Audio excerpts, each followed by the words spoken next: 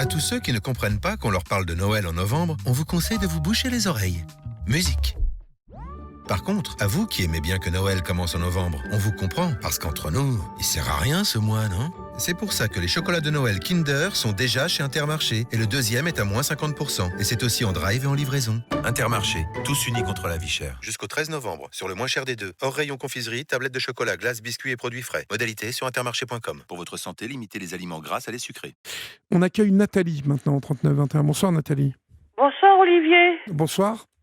D'où nous Merci appelez-vous? de m'accueillir à l'antenne. Ben, je vous en prie. Voilà. Voilà, je trouve, je souhaite beaucoup de bonheur et beaucoup de chance pour Anne-Laure. Oui. Parce que vraiment, c'est vraiment une bonne maman et qui a un bon sens et qui a du cœur et qui aime son enfant. Même la deuxième auditrice, pareil, elle aime ses enfants. Ça se voit et j'admire ça. Voilà, mais je voulais témoigner que moi, je souffre de discrimination parce que beaucoup dans ma famille, je suis beaucoup mise à l'écart de ma famille. Oui. Vous avez J'ai une été rejetée grande par famille?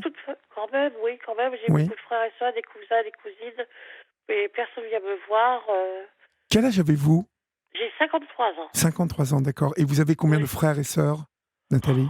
C'est-à-dire, j'ai eu des familles recomposées, des parents qui étaient recomposés.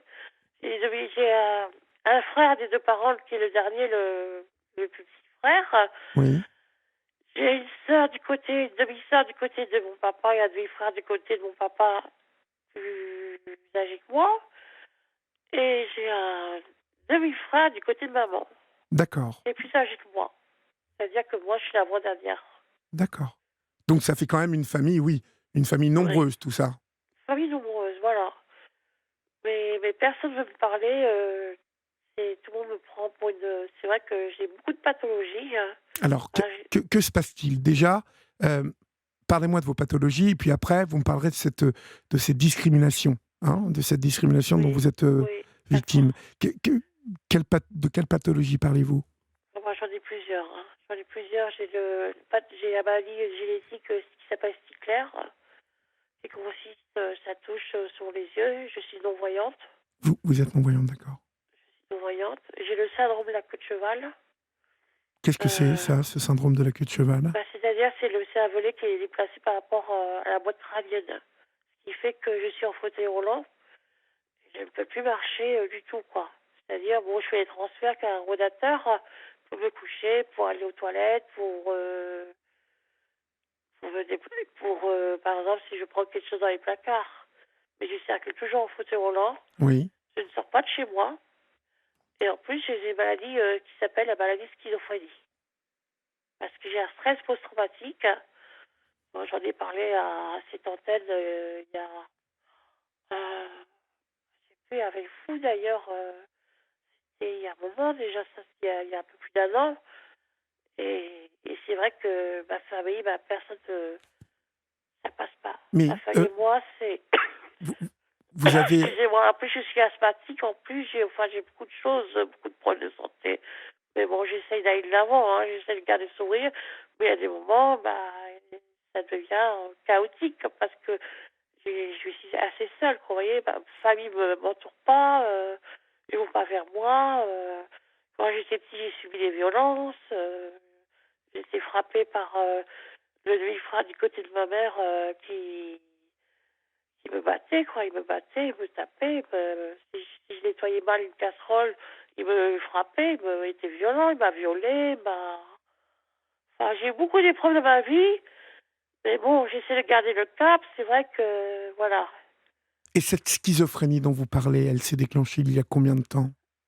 Elle s'est déclenchée à l'âge de 20 ans. Et vous avez vous êtes sûr que c'est de la schizophrénie? Oui, j'ai été diagnostiquée de schizophrénie et de dépression chronique. D'accord. Et donc vous avez... Un traitement. Sous quelle forme, en fait, elle se révèle, cette schizophrénie, pardon? Schizophrénie paranoïde. C'est-à-dire? C'est-à-dire, je me sens persécutée, quoi. Je me sens discriminée. J'ai eu des bouffées délirantes à l'âge de 20 ans quand je suis partie de chez ma mère, le départ de ma mère. On a en vu chez ma tante.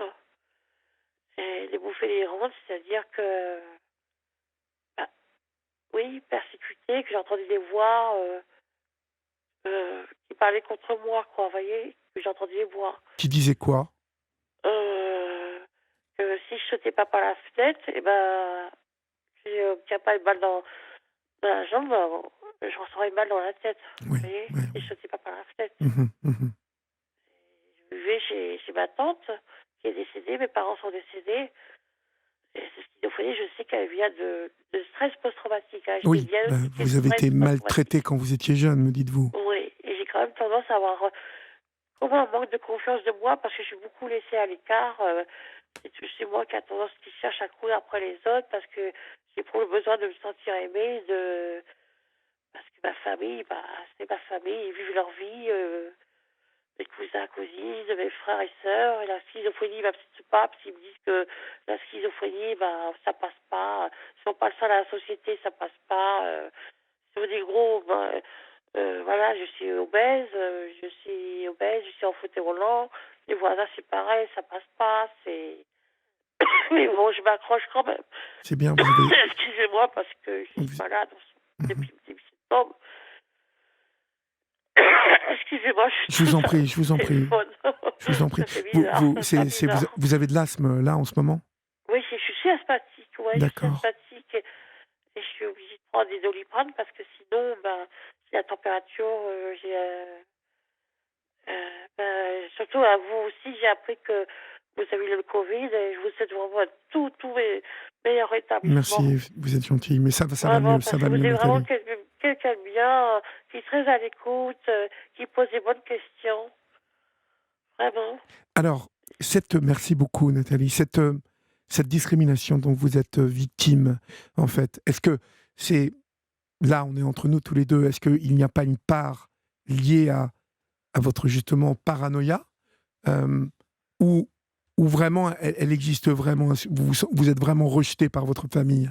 Ah non, je suis rejetée par la famille. Hein. Ah non, parce que je vous dis, j'expliquais, j'ai une cousine, elle barre carrément mon numéro de téléphone. Elle bloque mon numéro de téléphone. Je peux pas l'appeler, elle bloque. Vous savez, sur les iPhones, sur les smartphones, on peut bloquer le numéro de téléphone. Elle me bloque mon numéro de téléphone, puis elle me crie dessus. Et puis quand j'étais petite, on me tapait dessus. Hein, mes frères me tapaient dessus. Hein. J'étais violentée. Hein. J'ai reçu beaucoup de coups dans ma famille. Hein. Surtout par mon frère aîné du côté de maman, quoi. Vous voyez, de ma mère. Oui, oui.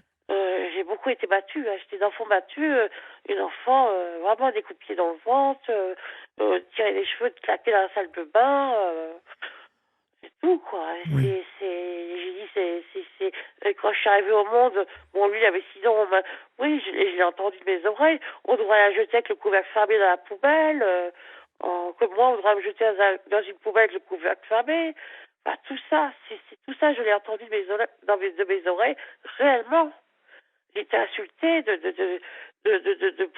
saloperie, il m'a insulté de saloperie, il m'a insulté de tout, il m'a traité de mongol, de gogol, d'une incapable, de bonne à rien, par ma mère. C'était quoi leur problème à eux, à ces parents-là?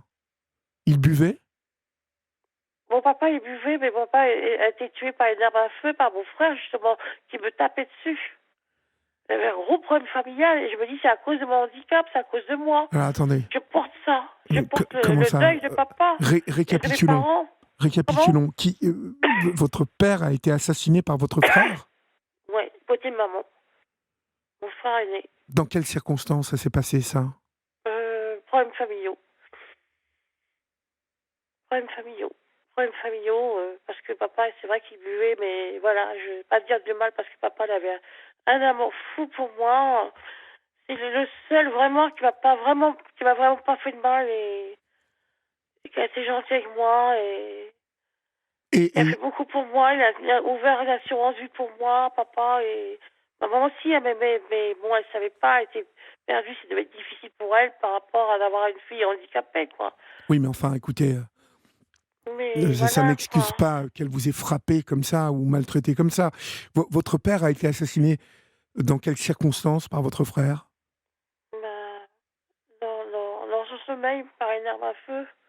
Il a été tué à coup de revolver et j'arrive pas à me remettre de ça. J'en ai déjà parlé à cette antenne. Mais il me semble bien que vous m'aviez raconté ça. Comment? Oui, je vous ai raconté ça, c'était... Vous êtes d'Évreux, vous, non? Je suis de Rouen. De Rouen, oui, c'est ça. C'est vous qui vous êtes d'Évreux, vous êtes maison à Oui, Évreux. oui, oui, mais vous étiez normande, je me rappelle de vous, Je suis normande, oui, mais j'habite je à pensais que... Grand-Quevilly, exactement, Voilà, c'est Grand-Quevilly. ça. Vous voyez que j'ai de la Et... mémoire. Oui, Mais je notre pensais que mère... vous étiez dans l'heure. Je ne sais pas pourquoi. Je me Non, je suis souviens de en vous d'un seul coup. Seine-Maritime. Je suis en Seine-Maritime. Et j'essaie de m'en sortir, j'essaie de me battre par moi-même, j'essaie d'aller de l'avant, j'essaie de garder le sourire. Des fois, je dors, je mets la musique fort, comme là, pas plus tard que samedi, j'ai mis la musique très fort. Oui. Et la musique que j'aime. Mais oui, c'est Et je bien danse, ça. j'essaie de garder le sourire, j'essaie d'aller de l'avant, j'essaie de faire tout ce que je peux faire par moi-même. Je le fais. Je suis, Vous êtes je fais courageuse. partie d'une association pour aveugles, pour apprendre. Je désire d'apprendre. À la fois, je suis fatiguée, à la fois, j'ai du chagrin, je suis un peu rejetée de la famille parce que je souffre quand même Mais de... vous me disiez que vous ne vous remettez pas de l'assassinat de votre père. C'est normal, Nathalie. J'y pense tous les jours, j'y Mais pense tous oui. les jours. Il est en prison, Tous votre les jours. demi-frère? Comment? Non, il a été en prison. Ça s'est passé il y a combien de temps, ça? C'était en 1984. D'accord. Ok. Et ça, j'ai de la fin. En fait, je porte ce deuil. Je dis, c'est à cause de moi, parce que, voilà, j'aurais dit des choses qu'il fallait pas dire. C'est à cause de moi. Non, mais ça, c'est dans votre tête, C'est à Nathalie. cause de moi. Mais non, ça n'est pas à cause de vous. Il Parce faut que vous je sais réalisiez pas, quelque chose, Nathalie. Comment? Il faut que vous réalisiez quelque chose. C'est qu'un geste comme celui-ci, le fait de prendre une arme à feu, de tuer quelqu'un dans son sommeil, c'est un geste hors norme. Vous comprenez? C'est énorme. Et ça J'ai ne peur peut des pas armes. être de votre faute. Vous comprenez? Parce que j'ai dit, des fois, vu des histoires à ma famille, je me plaignais beaucoup chez ma tante, tout ça et tout. Je suis partie chez ma mère pour aller vivre chez ma tante, pour aller dans un centre de rééducation. Enfin, j'ai tout un parcours vraiment bien chargé, vous voyez. Ouais, Mais j'essaie de garder le sourire, j'essaye. Des fois, le moral baisse un peu, mais j'essaie d'aller de l'avant. Et je suis partie d'association et j'appelle beaucoup les personnes. J'ai des amis un peu partout en France, mais voilà, je suis quelqu'un qui est relativement seul, qui à la fois aime bien être seul, qui est solitaire. Je suis solitaire, vous voyez, j'ai un fond solitaire. Et j'essaye de, comment vous expliquer ça, d'avoir un bon équilibre dans ma tête, vous voyez. Oui. Déjà, vous avez pas mal de... J'ai un traitement antidépresseur, j'ai un grand traitement. Voilà, j'ai fait atteindre la moelle épinière, tout ça, parce que, comme je vous ai expliqué tout à l'heure, le cervelet est déplacé par rapport à la moelle crânienne. Vous voyez, j'ai perdu l'usage de mes jambes en 2015. En 2015? À l'âge de 13 ans. Je suis asthmatique depuis 3 ans. Et j'ai la schizophrénie depuis l'âge de 20 ans. Quand même beaucoup, mais bon, il y a pire que ça. Ouais, enfin bon, ça fait déjà pas mal quand même. Comment? Ça fait déjà pas mal. C'est pire parce que des fois j'entends des témoignages qui sont très forts, comme celui d'Amidou, qui a un moment qui est passé. C'est très fort aussi, vous voyez, c'est... Et la petite Lola qui s'est fait tuer, là, la pauvre petite Lola, qui a eu les obsèques aujourd'hui. Pauvre enfant qui débarque dans la vie, qui a 12 ans, qui avait 12 ans. Ah. Et moi, j'ai un fils que je vois pas, il y a un petit-fils que je n'ai jamais connu. Enfin, la vie, c'est vrai que... Bon, mais personne ne vient vous voir, Nathalie? Me voir, une aide ménagère de la mairie. Pas beaucoup, non, personne ne vient me voir. J'ai pas d'amis comme ça, proches de moi, autour de moi. Vraiment près de mon secteur, vous voyez, dans mon secteur. C'est pour ça que j'essaie de communiquer, d'avoir un bon équilibre. C'est vrai, moi j'aime une bonne petite maison, une belle jolie petite maison, mais je n'ose pas sortir sur ma terrasse parce que les voisines en face qui me discriminent, qui me traitent de folle et tout. Enfin voilà, mais j'essaie de garder le cap. Et puis voilà, parce que j'adore ma maison, je suis heureuse dans ma maison. Au moins, c'était un très beau cadeau pour mes 50 ans. Bon, ça c'est très bien. Et puis de penser qu'à vous, ça veut dire de point vous guillemets, la vie est belle. Bon, voilà, c'est très bien. Arrêtez là. J'embrasse vraiment, merci à tous les auditeurs de m'avoir entendu. Et à vous aussi, je vous souhaite vraiment un très bon rétablissement. Très bien. Voilà. Bon, et puis beaucoup de bonheur pour vous, beaucoup de bonne santé à vous et à tous ceux qui vous entourent. Très bien. Écoutez, on vous embrasse bien fort, Nathalie, d'accord? Moi aussi. Courage à vous. Merci. Euh,